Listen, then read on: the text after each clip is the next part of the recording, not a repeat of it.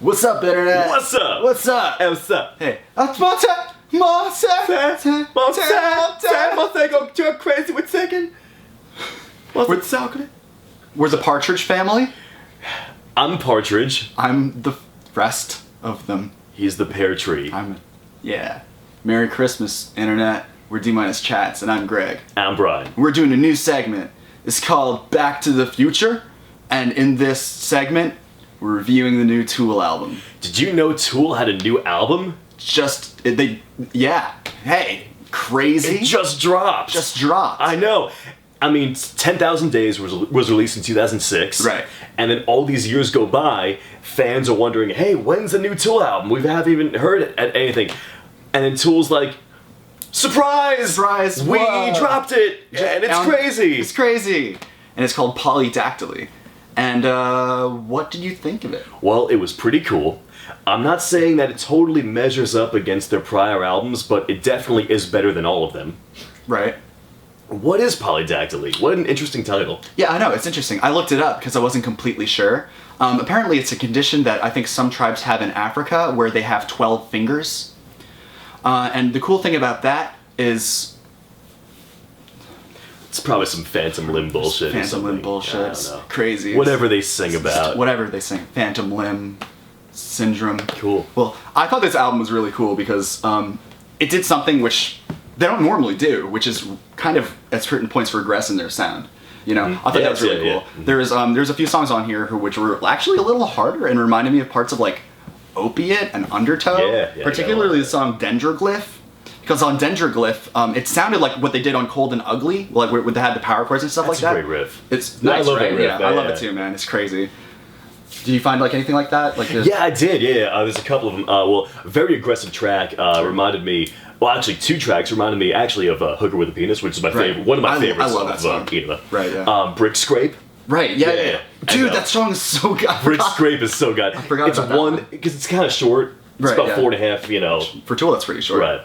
So I mean, you go in and out of that pretty quick. But also there's that that sort of lyrical commentary on the Obama administration in the song "Poop Sneeze," and they really go pretty in depth with that. They've always been not that they've always been like political, but they've always been very they're an educated band. Like sardonic. They're very sardonic. Compared to something like Eulogy. Exactly. But this is exactly that.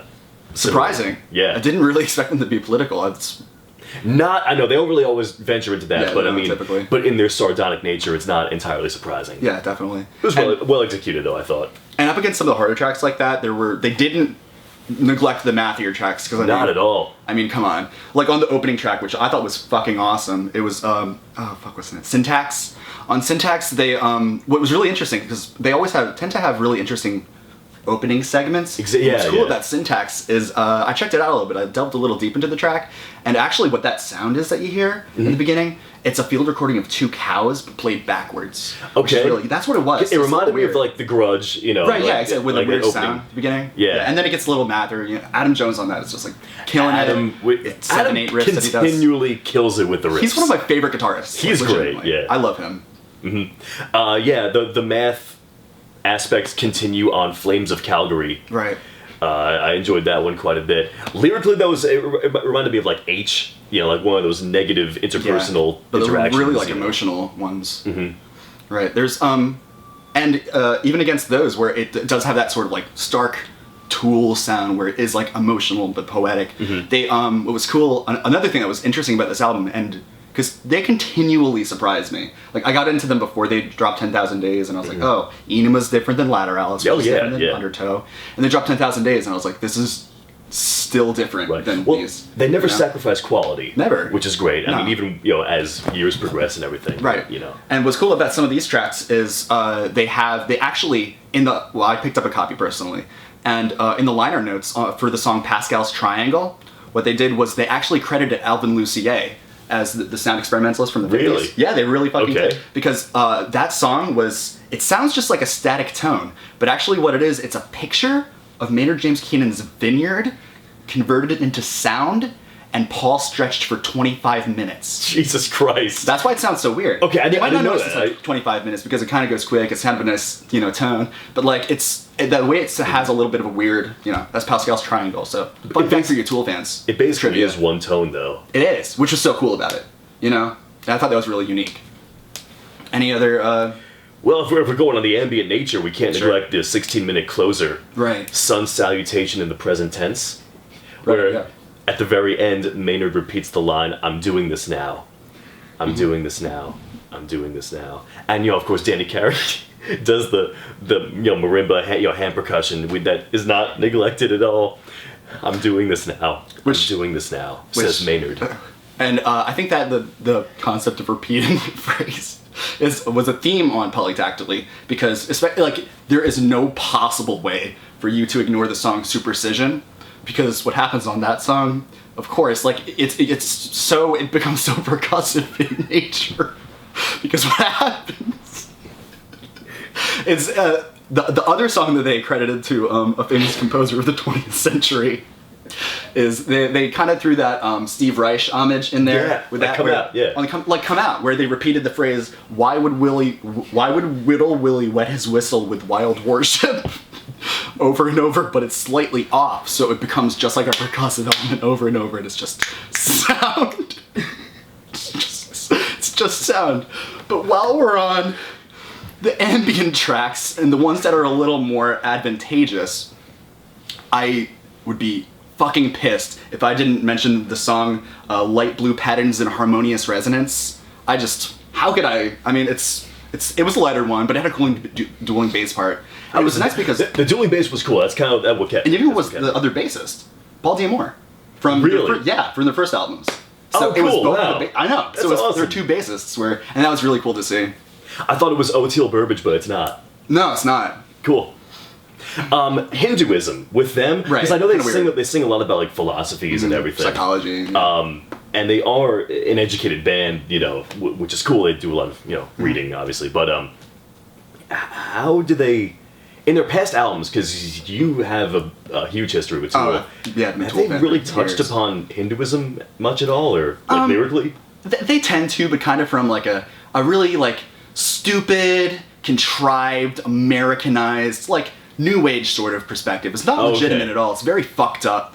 And it's not if you look into Hinduism at all, they got it completely wrong. It's really stupid the way they did it. Okay. But a little bit. I figured, because there's one track where I know they touched upon it. There's one track on here where they really do delve into it lyrically. Yeah, certainly. And I figured it was a little bit misled. Ouch, my chakra. My chakra, right? Yeah. Yeah, And then in figured parentheses that. was ouch. My Yeah, right. Right. Yeah. I liked that song. That was actually ended up being one of my standouts. Oddly enough, I didn't think you'd be into it because Really? you've studied. I know, but I mean, he's such a good poet. His lyrics are just so good. Can't really. I know. And sometimes the lyrical matter tends to be kind of retarded and totally fucking stupid, especially in that goddamn song. But it's a really nice song, And kind of going along with that sort of ethnic sort of theme that they've always done, on 10,000 Days they had John Bay and all that. They released Nyamarapa, of course, which is the Mixolydian mode of the Zimbabwean idiophonic instrument, the mbira. Of course, as everyone kind of knows about that. And I read an interview with Justin Chancellor and Adam Jones where they said that they went to South America, Zimbabwe specifically, and they tripped on peyote with some Zimbabwean medicine men when they wrote that song, which kind of you could tell. It was pretty tripped out. Had that psychedelic reflection sort of thing going on, Really quick, is Zimbabwe in Africa? No. Okay. No. Sure. The transitional tracks were pretty cool. Normally I skip those on two albums, but and for the most part, you could skip these also and really not skimp out on the songs. But they were pretty cool. There was one that had a sample of a recorded statement by Mark David Chapman, John Lennon's assailant, and that was called Spankwire. And then you have also 3.141592655358. I'd skip that one too. Yes. But one that I would probably listen to again as a transitional track is Dahmer versus Dahmer versus Dahmer versus Dahmer versus Dahmer, which has recorded samples from the movies Casino and Flubber. Interesting.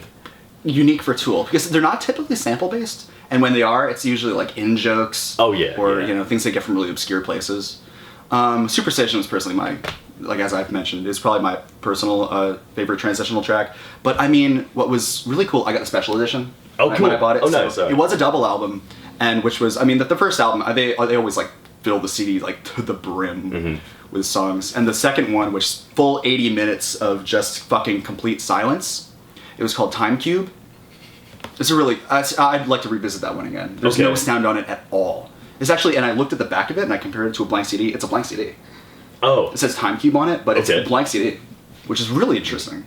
Well, really, it's a triple album because this is Yeah, 80. right. Well, the album is 85 minutes worth of material, and the standard disc holds 80 minutes. So you have a triple album, which is 80 minutes, and then the second disc is 5 minutes. The rest of the remaining album, Right, yeah. and then the 80 minutes of silence. Right. As we were dissecting this before, 80, Silent Sandwich. 85, 80. It's symmetrical. Symmetrical. Nuggets and nuggets and nuggets and nuggets and nuggets and nuggets. This, what do you call the sentence? Oh, a palindrome. Palindrome. Tool is a palindrome. Loot? That's really not. Loot? Loot? The album is a palindrome Yeah. because Yeah, palindrome. when you play it, Palindralbum. we were saying if you convert the entire album to text. Right, yeah. It becomes a poem by Wordsworth. You may not have, like, if you, like, go to those, like, sound to text programs, you can, like, inject this. It becomes actually a picture of a fawn, but, like, the text is a Wordsworth poem. Very unique, very stupid. Very interesting, very stupid. That's probably like if you get the hard copy of this, it's actually $38, and this is mainly why. Yeah. But you know, listen, they don't sacrifice quality at all. No, and never do. They never do. They always deliver. happy to hear some new material by Tool. Yeah, and I mean, like, it was kind of frankly worth the 42-year wait. Like, I was pretty glad about it. Like, I mean, you know, it was a while, but, like, I've had children, but still, it's a good fucking album, man. I'm 71. I live alone. Yeah. I'm alone. I live 71. We're D-minus chats, and,